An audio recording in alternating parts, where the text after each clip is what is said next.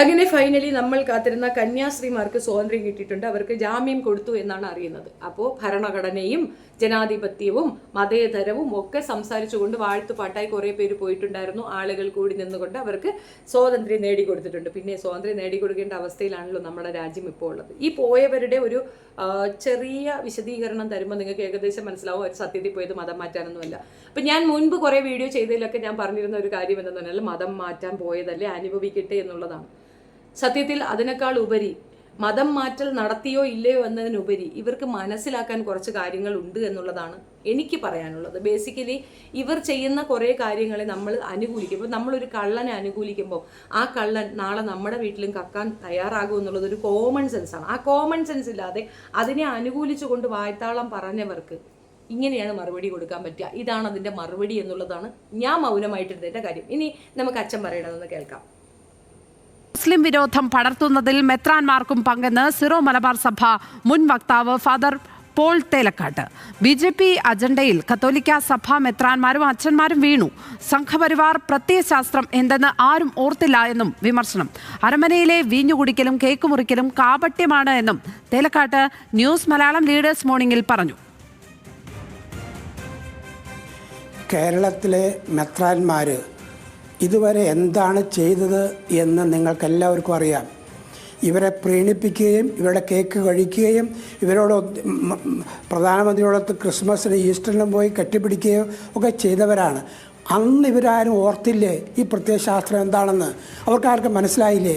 ഞാൻ മനസ്സിലാക്കുന്നതനുസരിച്ച് ഇവിടെ ശക്തമായ മുസ്ലിം വിരോധം പടർത്തുന്നതും ആരാണ്? അതിനകത്ത് മെത്രാന്മാർ പോലും ഉണ്ട്. ഇതാണ് നമ്മൾ ഇവിടുത്തെ ജനങ്ങളെ മുഴുവൻ മതത്തിൻ്റെ അടിസ്ഥാനത്തിൽ വേർതിരിച്ച് ചണ്ടയുണ്ടാക്കിയാലേ BJPക്ക് വോട്ട് കിട്ടുമെന്ന് അവർക്കറിയാം. അതുകൊണ്ട് വ്യക്തമായി അവർ കൃത്യമായി ഇവിടെ കേരളത്തിൽ മുസ്ലിം വിരോധം വർദ്ധിപ്പിച്ച തോതിൽ നിരന്തരമായി അത് പ്രൊപ്പഗാൻഡയിലൂടെ നടത്തുകയാണ്. ആ ഗതികേടിൽ ചെന്ന് വീഴുന്നവരായി മാറി മെത്രാന്മാരടക്കമുള്ള കത്തോലിക്ക അച്ഛന്മാർ പോലും. ഇതാണ് ക്രൈസ്തവർ നേരിടേണ്ട പ്രതിസന്ധി. ഈ തിരിച്ചറിയാനുള്ള ബോധം, തിരിച്ചറിയാനുള്ള വിവേകം, രാഷ്ട്രീയം എന്താണ്, എങ്ങോട്ടാണ് പോകുന്നത് എന്ന് തിരിച്ചറിയാനുള്ള വിവേകം നഷ്ടമായി പോയി എന്നാണ്. അത് ശരി, അച്ഛൻ ഇപ്പോഴാണ് ബോധം വന്നത്. മെത്രാൻ അച്ഛൻ ഇപ്പോഴാണ് ബോധം വന്നത്. ഈ ഒരു കാര്യം മറ്റുള്ളവർ ലവ് ജിഹാദ് എന്നും നാർക്കോട്ടിക് ജിഹാദ് എന്നും മറ്റേ ജിഹാദ് മറിച്ച ജിഹാദ് എന്നൊക്കെ എഴുന്നള്ളിക്കുമ്പോൾ എവിടെ പോയിരുന്നു? അച്ഛനാണ് അച്ഛൻ ഇത്രയും ദിവസം എവിടെ പോയിരുന്നു? ഇതാദ്യമേ പറയണമായിരുന്നു, പറഞ്ഞ് മനസ്സിലാക്കി കൊടുക്കണമായിരുന്നു. മാനിഫെസ്റ്റോ തിരുത്താനൊന്നും പറ്റത്തില്ലല്ലോ. അതിനകത്ത് വ്യക്തമായി പറയുന്നുണ്ട് കമ്മ്യൂണിസം ശരിയല്ല, മുസ്ലിംസ് ഒട്ടും ശരിയല്ല, ക്രിസ്ത്യൻസ് പിന്നെയും ശരിയല്ല, കീഴ്ജാതിക്കാരെയും മാറ്റി നിർത്തണം. ഇത് പറഞ്ഞത് ആരാണ്? വിവേകാനന്ദ സ്വാമി പണ്ട് പറഞ്ഞൊരു കാര്യമുണ്ട്, നമ്മളാണ് യഥാർത്ഥ ഹിന്ദുക്കൾ. ഇത് നോർത്ത് സൈഡിലുള്ള, സൗത്തിലുള്ളതൊക്കെ മിക്സഡ് ആണെന്ന്. അത് ആര്യന്മാരും മറ്റവന്മാരും പാണ്ഡവന്മാരും പണ്ഡിയന്മാരും ഒക്കെ കയറി ഇറങ്ങിയ മൊത്തത്തിൽ മിക്സഡ് ആയ ഒരു അലുക്കുലു തവിയൽ പരുവങ്ങളാണ് സൗത്തിൽ കിടക്കുന്നത്. അവരെയൊന്നും നമ്മൾ അക്സെപ്റ്റ് പോലും ചെയ്യരുത് എന്ന് ഭയങ്കര നവോത്ഥാന നായകൻ എന്ന് പൊട്ടിഘോഷിക്കുന്ന വിവേകാനന്ദ സ്വാമി പോലും പറഞ്ഞിട്ടുണ്ടെന്നുള്ളതാണ്. പൊതുബോധമില്ലാത്ത മേലധ്യക്ഷന്മാർ ഇരിക്കുന്ന എല്ലാ സമുദായങ്ങളും എല്ലാ സംഘടനകളും ഫ്ലോപ്പാകും. അതിൻ്റെ ഏറ്റവും നല്ല ഉദാഹരണമാണ് പൊതുബോധമോ വിജ്ഞാനകോശമോ ഹിസ്റ്ററിയോ അറിയാത്ത 2 കൊണാണ്ടർമാരിരിക്കുന്ന SNDP. അവരെയായിരുന്നു അവർ ആദ്യം പിടിച്ചത്. ബോധമുള്ളവർ ഇവർക്ക് അനുകൂലം പറയുമോ? ഇവർക്ക് അനുകൂലം പറഞ്ഞോളൂ, കുഴപ്പമൊന്നുമില്ല. പക്ഷേ നവോത്ഥാനം കൊണ്ടുവന്ന, എല്ലാവരും റെസ്പെക്റ്റ് ചെയ്യുന്ന നവോത്ഥാന നായകൻ്റെ അദ്ദേഹം രൂപീകരിച്ച ഒരു സംഘടന ഇരുന്നു കൊണ്ട് കൊണാഫിക്കേഷൻ പറയരുത്. അത് മോശപ്പെട്ട കാര്യമാണ്. ഒരു ജാതി ഒരു മതം ഒരു ദൈവം എന്ന് പറഞ്ഞ മനുഷ്യൻ്റെ അതേ ഐഡിയോളജി ഫോളോ ചെയ്യുന്ന, ഞാൻ ഹിന്ദുവായി ജനിച്ചതല്ല, എനിക്ക് ഹിന്ദു അല്ല ഞാൻ എന്ന് എഴുതി കൊടുത്ത, കോടതിയിൽ പറഞ്ഞ, പത്രസമ്മേളനം പത്രവാർത്തയിൽ കൂടെ പറഞ്ഞ ഒരു വ്യക്തിയെ അദ്ദേഹം ഹിന്ദുവാണ്, ഹിന്ദുവിൻ്റെ വക്താവാണെന്നൊക്കെ എഴുന്നള്ളിക്കുന്നത് അല്പത്തരവും അല്പജ്ഞാനവുമാണ്. അങ്ങനെയുള്ള ഒരാൾ സ്വന്തം മകൻ്റെ BDJS വിജയിപ്പിക്കാൻ വേണ്ടി ഇറങ്ങി നിൽക്കുന്നുണ്ടെങ്കിൽ ആ പൊസിഷനിൽ നിന്ന് അയാളെ എടുത്ത് താഴെ ഇരുത്താൻ പോലും കഴിവുകെട്ട കുറച്ച് മനുഷ്യരാണ് ആ വിഭാഗം എന്നല്ലേ എൻ്റെ അർത്ഥം. 23% ഉണ്ടെങ്കിൽ പോലും കഴിവുകേടിൻ്റെ പാരമ്യതയിലിരിക്കുന്നത്. പണ്ഡിതനൊന്നും അല്ലല്ലോ, ആണോ? ഇപ്പോൾ ഇസ്ലാം കമ്മ്യൂണിറ്റിയിലൊരു അവസ്ഥ എന്തെന്ന് പറഞ്ഞു കഴിഞ്ഞാൽ പണ്ഡിതന്മാരെ നമ്മൾ ഭയങ്കര റെസ്പെക്റ്റോടെ നോക്കും. അവർക്ക് പാണ്ഡിത്യമുള്ളത് കൊണ്ട് നമ്മൾ അവരെ ഭയങ്കരമായിട്ട് ബഹുമാനിക്കും. ആ ബഹുമാനത്തിൻ്റെ ഒരു അങ്ങേയറ്റത്ത് അവരെന്ത് ചെയ്താലും നമ്മളങ്ങ് അനുകൂലിച്ചു കൊടുക്കുന്ന ഒരു സിസ്റ്റം ഉണ്ട്. ഇത് പണ്ഡിതനൊന്നുമല്ലല്ലോ, എടുത്ത് ദൂരെ എറിഞ്ഞൂടെ? എന്നിട്ട് ആപ്റ്റായ മനുഷ്യരില്ലേ, നല്ല എഡ്യൂക്കേറ്റഡ് ഫെലോസ് ആദ്യം വന്നത് ഈഴവ കമ്മ്യൂണിറ്റി തന്നെയാണ്. മാത്രമല്ല, നിങ്ങൾ വൈദ്യന്മാരെടുത്ത് നോക്കുക, അതായത് ഡോക്ടേഴ്സ്. ഡോക്ടർ പൽപ്പു അല്ല കേട്ടോ, അദ്ദേഹം പഠിച്ച് ഡോക്ടർ ആയതാണ്. മറ്റേ വൈദ്യന്മാരുടെ ഈ ലിസ്റ്റ് എടുത്ത് നോക്കിയാൽ ഏറ്റവും കൂടുതൽ കേരളത്തിലെ വൈദ്യന്മാരുള്ളത് ഈ കമ്മ്യൂണിറ്റിയിൽ നിന്നുള്ള ആൾക്കാരാണ്. അതായത് മറ്റു മതങ്ങളിലുള്ളവരെ അക്സെപ്റ്റ് ചെയ്യാനും വിവാഹം ഈ ഇന്റർകാസ്റ്റ് മാരേജിനും ഒക്കെ പ്രോത്സാഹനം കൊടുക്കുന്നവരും ഈ പറയുന്ന കാസ്റ്റിലുള്ളവരാണ്. അങ്ങനെയുള്ള മനുഷ്യരുടെ തലതൊട്ടപ്പനായിട്ട് തലപ്പത്തിരിക്കുന്ന ഒരു മന്ദബുദ്ധിയാണെന്നുള്ളതാണ് തെളിവ്. ഇനി ആ വിഷയം എവിടെ നിൽക്കട്ടെ. അദ്ദേഹത്തിനെയും കൂട്ടുപിടിച്ചുകൊണ്ട് നായാടി മുതൽ നസ്രാണി വരെ എന്ന ഒരു ലെവലിൽ സംസാരിച്ചിട്ട് ആർക്കെതിരെയാണ് ഇയാൾ വാളെടുത്തത്? കോമൺ സെൻസ് ഉപയോഗിച്ചാൽ പോരെ. ഇന്ന് ഞാൻ നാളെ നീ നമ്മൾ പച്ചിലകളാണ്.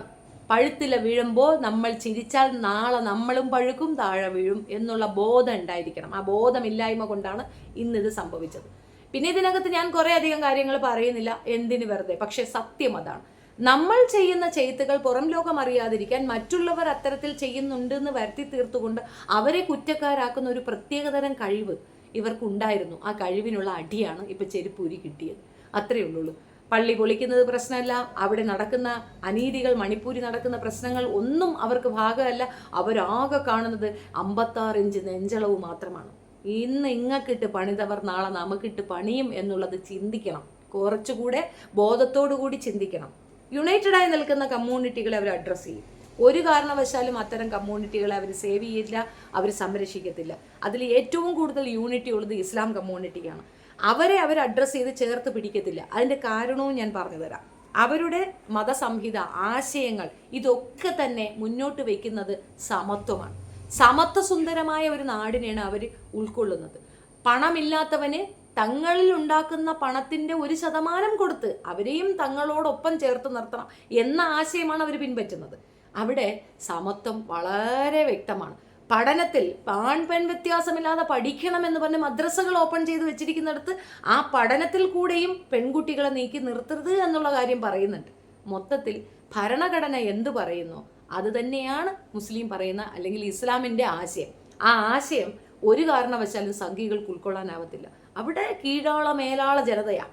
കീഴാളൻ വേറെ, മേലാളൻ വേറെ, ആളൻ വേറെ, ഈളൻ വേറെ, ഇങ്ങനെയാണ്. അവിടത്തേക്ക് ഒരിക്കലും ഇസ്ലാമിൻ്റെ ആശയങ്ങൾ അംഗീകരിക്കപ്പെടുന്ന കാര്യമേ ഇല്ല.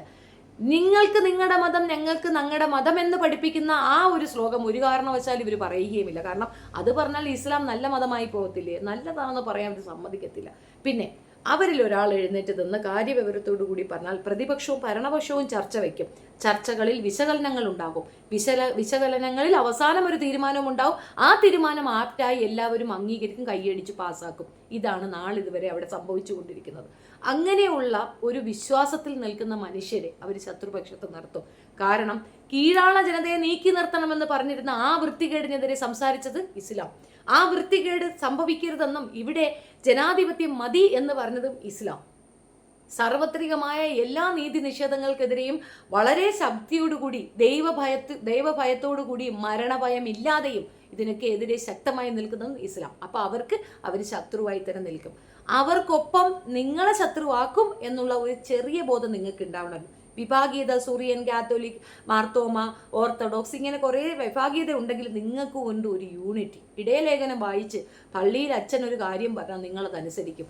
പള്ളി മണി മുഴക്കിയാൽ നിങ്ങൾ ഒത്തുകൂടുകയും ചെയ്യും. നിങ്ങളെ ഒത്തുകൂടിക്കാനും പറ്റും, നിങ്ങൾക്ക് കാര്യങ്ങൾ പറഞ്ഞു തരാനും പറ്റും. നിങ്ങൾ യുണൈറ്റഡായി ഒരു തീരുമാനമെടുത്ത് ആ തീരുമാനം നടക്കുകയും ചെയ്യും.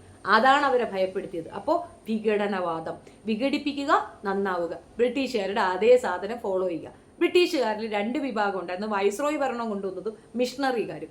മിഷണറീസ് ഓക്കെയാണ്, വൈസ്രോയിക്കാർക്ക് എങ്ങനെയും ഭരണം കിട്ടുക എന്നുള്ളതാണ്. അത് തന്നെയാണ് ഇവർ ഫോളോ ചെയ്യുന്നത്. RSSകാർ അതാണ്. നമ്മളിവിടെയുള്ള കുറേ സംഘികളുണ്ട്, ഒന്നും അറിയാത്ത കുറേ പാവങ്ങൾ. അവരുടെ വിചാരം ഹിന്ദുത്വ എന്ന് പറയുന്നതാണ് സംഘിസം എന്നാണ്. ഒന്നുമല്ല. സംഘികളുടെ അജണ്ട എന്താണെന്ന് മനസ്സിലാക്കാൻ സംഘികളുടെ മെയിൻ കൊണാണ്ടർമാരുടെ ജീവിത ചരിത്രം വായിച്ചാൽ മതിയാവും. ജുക്തിവാദികളാണ് ഇവന്മാരൊക്കെ. ജുക്തിവാദമാണ്, അവർക്കൊരു ഹിന്ദുവാദവുമില്ല. ജുക്തിവാദം തലയിൽ കയറിയവന്മാരായിരുന്നു ഇവന്മാരൊക്കെ. അവിടെ കുപ്പിയിൽ കൊണ്ട് വെച്ചിരിക്കുന്നില്ലേ, സ്വർണ്ണ കുപ്പിയിൽ അടച്ചു വെച്ചിരിക്കുന്ന ചിതാഭസ്മം നദിയിൽ ഒഴുക്കണം എന്നൊക്കെ പറഞ്ഞുകൊണ്ടിരിക്കുന്ന അവൻ ജുക്തിവാദിയായിരുന്നു. ചരിത്രം വായിക്കുക. സ്വന്തമായിട്ട് വീർ സവർക്കർ എന്ന് സ്വന്തമായി വിളിച്ചു പറഞ്ഞ സ്വയം പുകഴ്ത്തിയാണ് ഒരാളയാൾ. ഇതൊക്കെ ചരിത്രം അറിയാത്ത മന്ദബുദ്ധികൾ ഇതൊക്കെ അങ്ങനെ വെള്ളം തൊടാതെ വിഴുങ്ങും എന്നുള്ളതാണ് വസ്തുത. അപ്പോൾ ഭാഷണമൊന്നും ഞാൻ പറയുന്നില്ല, കേട്ടപ്പോൾ പറയണമെന്ന് തോന്നി. അച്ഛനാണ് അച്ഛൻ. അച്ഛൻ ശരിക്ക് കാര്യങ്ങൾ പറഞ്ഞ് മനസ്സിലാക്കി കൊടുക്കും കുഞ്ഞാടുകൾക്ക്. അല്ലാത്ത പക്ഷം നടക്കാൻ പോകുന്ന വേറെയാണ്. ഭീകരമായ മതത്തിനോടുള്ള, മതബോധത്തിനോടുള്ള ഭീകരം ആക്രമണമാണ് ഇവിടെ നടക്കുന്നത്. ഈ പെൺകുട്ടികളുടെ ഡ്രസ് കോഡിനെ പറ്റി ഘോരം പ്രസംഗിച്ചുകൊണ്ട് അവർക്കെതിരെ ഇറങ്ങി നിൽക്കുന്ന നിങ്ങൾ കന്യാസ്ത്രീമാരുടെ ഡ്രസ്സ് കാണാറില്ലേ? പള്ളിയിൽ അച്ഛൻ്റെ ലോഹ മാറ്റണമെന്ന് നിങ്ങൾക്ക് തോന്നാറില്ലേ? ലോഹ ഞങ്ങളുടെ ദേശീയ ഡ്രസ്സൊന്നും അല്ലല്ലോ. ലോഹ ഇട്ട വെള്ള നൈറ്റിക്കാര അച്ഛന്മാരുടെ വെള്ള നൈറ്റി മാറ്റണമെന്ന് നിങ്ങൾക്ക് തോന്നിയില്ലേ? അതിനെപ്പറ്റി ഞങ്ങളാരും ഒന്നും പറയുന്നില്ലല്ലോ. മറ്റുള്ളവരുടെ കാര്യങ്ങളിൽ കുത്തി കയറുമ്പോൾ സ്വന്തം കാര്യങ്ങളിലേക്ക് ഒന്ന് കണ്ണോട്ടം വെക്കുന്നത് നല്ലതാണ്. ഇസ്ലാം പെൺകുട്ടികളുടെ തലയിലെ തട്ടം മാറ്റണമെന്നും അവർ സ്വതന്ത്രത്തിലേക്ക് വരണമെന്ന് പറയുമ്പോൾ ആദ്യം നിങ്ങൾ മാറ്റേണ്ട തട്ടം കന്യാമറിയത്തിൻ്റെ തലയിലിരിക്കുന്ന തട്ടമാണ്. അതങ്ങോട്ട് എടുത്ത് മാറ്റി. സ്വന്തം വീട്ടിലുള്ള പ്രശ്നങ്ങൾ ഫോഴ്സ് അത് കൺട്രോൾ ചെയ്യുന്നതിന് പകരം മറ്റുള്ളവരുടെ വീട്ടിലേക്ക് കുത്തി കയറിയിട്ട് ഇതുപോലെ അനുഭവം വരുമ്പോൾ അവർ കൈ വെക്കൂല. അത്രയേ ഉള്ളൂ. കൂടെ നിൽക്കേണ്ടവർ, ചേർന്ന് നിൽക്കേണ്ടവർ, ചേർത്ത് പിടിച്ചവരെ എതിർത്ത് പറഞ്ഞാൽ ഒരു വല്ലാത്ത സാഹചര്യത്തിൽ വരുമ്പോൾ പട്ടിയും തിരിഞ്ഞു നോക്കൂല എന്നുള്ള തെളിവാണ് ഇതൊക്കെ. മനസ്സിലാക്കുക. മനുഷ്യത്വപരമായ ഇടപെടലുകൾ ഈ വിഭാഗത്തിൽ നിന്നുണ്ടാകും. അവരെ ഒറ്റപ്പെടുത്താനും അവരെ ആക്രമിക്കാനും നിൽക്കുമ്പോൾ മറന്നു പോകണ്ട, അവർ ഒരാൾ തന്നെ ഒരു സേനയ്ക്ക് തുല്യമാണ്. അതാണ് അവരുടെ ധൈര്യം. അവർ ഈ രാജ്യത്തോ ഈ ലോകത്തോ ജീവിക്കുന്നവരല്ല, അവർക്ക് മറ്റൊരു ലോകമുണ്ട്. അങ്ങനെ വിശ്വസിച്ച് ജീവിക്കുന്നവർക്ക് വല്ലാത്തൊരു ധൈര്യമാണ്. അവരോട് കൊമ്പ് കോർക്കാൻ പോകരുത്. തീവ്രവാദികളെന്നും അക്രമികളെന്നും മോശക്കാരെന്നും ലവ് ജിഹാദ്, നാർക്കോട്ടിക് ജിഹാദ് എന്നൊക്കെ പറഞ്ഞ് അവരെ മോശം പറയുമ്പോൾ ഉള്ളിൽ വല്ലാത്തൊരു സന്തോഷത്തോടു കൂടി ചിരിച്ചുകൊണ്ടിരുന്നവർക്ക് മനസ്സിലായില്ലേ ഇത് നമുക്ക് നേരെയും ചൂണ്ടപ്പെടാവുന്ന വിരലുകളാണ് എന്നുള്ളത്. ബോധം വന്നാൽ നല്ലത്. 300 രൂപയ്ക്ക് വേണ്ടി സ്വന്തം അമ്മയെ വിൽക്കാം എന്ന് തീരുമാനിക്കുന്ന പല വൃത്തികെട്ടവന്മാരുമുണ്ട്. അവന്മാരോട് പറഞ്ഞ് മനസ്സിലാക്കേണ്ട കാര്യമാണ് 300 രൂപയേക്കാൾ വാല്യൂ മനുഷ്യൻ്റെ മനുഷ്യത്വത്തിനുണ്ടെന്ന്, മനസ്സിനുണ്ടെന്ന്. നാളെ ഈ 300 രൂപയ്ക്ക് നിന്നെയും വിൽക്കാം, നിനക്കും വിൽക്കപ്പെടേണ്ടി വരും എന്നുള്ളത് ഓർക്കുക എന്നുള്ളതാണ്. 300 രൂപ കൊടുത്ത് ആർക്ക് വോട്ട് കുത്തി കൊടുക്കൂ? അത്രേ ഗോവിന്ദച്ചാമിക്ക് കൊണ്ടുപോയി കൊടുക്കൂ. ഗോവിന്ദച്ചാമിക്ക് വോട്ടിട്ട് കൊടുത്ത് അയാളെ ജയിപ്പിച്ച് പ്രധാനമന്ത്രിയാക്കി ഇരുത്തണം. അല്ല, വ്യത്യാസമൊന്നുമില്ല, വേറെ വ്യത്യാസങ്ങളൊന്നുമില്ല. ജയിൽ ചാട്ടം അറിയില്ല, ഒരു കൈ ഉണ്ട് എന്നുള്ളത് ഒഴിച്ചാൽ ബാക്കിയെല്ലാം സിമിലർ ആണെന്നാണ് എൻ്റെ ഒരു പേഴ്സണൽ അഭിപ്രായം. നിങ്ങളുടെ അഭിപ്രായം കമൻറ്റിൽ രേഖപ്പെടുത്തുക. അച്ഛനാണ് അച്ഛൻ. എനിക്ക് ഇഷ്ടപ്പെട്ട ഒരു അച്ഛൻ. മെത്രാൻ അച്ഛന് വന്ന ബോധം ഈ വിഭാഗത്തിലുള്ള എല്ലാവർക്കും വരട്ടെ. പിന്നെ ഒരു കാര്യം, ഞാനിത് പറയുമ്പോൾ പലരും തെറ്റിദ്ധരിക്കും, വന്നല്ലോ വനമാല, ദേ പറയുന്നു മുസ്ലിങ്ങൾക്ക് സപ്പോർട്ട് വേണമെന്ന്. മുസ്ലിങ്ങൾക്ക് ആരുടെയും സപ്പോർട്ട് വേണ്ട, ഇസ്ലാമിന് ആരുടെയും സപ്പോർട്ട് വേണ്ട എന്നുള്ളതാണ് വസ്തുത. അവർ ഒരാൾ തന്നെ ഒരു സൈന്യത്തിന് തുല്യമാണ്. അത് കൃത്യമായി അവർക്ക് ബോധ്യപ്പെടുന്ന ദിവസം ബാക്കിയുള്ള ഒരു കളി കാണും, കളി പഠിപ്പിച്ചു കൊടുക്കും എന്നുള്ളതാണ്. എനിക്കതിൽ പൂർണ്ണ വിശ്വാസമാണ്. ധൈര്യസമേതം മുന്നേറാനുള്ള എല്ലാ ആർജവവും ബുദ്ധിയും അതിനുള്ള കഴിവും അവർക്കുണ്ട് എന്നുള്ളത് മനസ്സിലാക്കുക. അപ്പുറത്ത് അങ്ങനെയല്ല. ഒറ്റപ്പെട്ടു പോയാൽ കൂട്ടം ചേർന്ന് ആക്രമിക്കും. ഞങ്ങൾക്ക് ആ ഭയമില്ലാത്തത് കാലങ്ങളായി ഞങ്ങൾ അനുഭവിച്ചു വരുന്നത് അപരവൽക്കരണവും അക്രമണവും മോശപ്പെട്ട രീതിയിലുള്ള സ്റ്റേറ്റ്മെൻറ്റ്സുമാണ്. എത്ര നല്ലതാണെന്നും എത്ര നന്മയുള്ളവരാണെന്നും അറിയാമെങ്കിൽ പോലും കെടുകാര്യസ്ഥതയും വൃത്തികേടും വിളിച്ചു പറയുന്നു എന്നുള്ള ഒരൊറ്റ കാരണം കൊണ്ട് ഒറ്റപ്പെടുത്തപ്പെട്ടു പോയ ഒരു സമൂഹമാണ് ഞങ്ങളുടേത്. അവർക്ക് മനസ്സിലാകും ഞാൻ പറയുന്നത്. Thank you.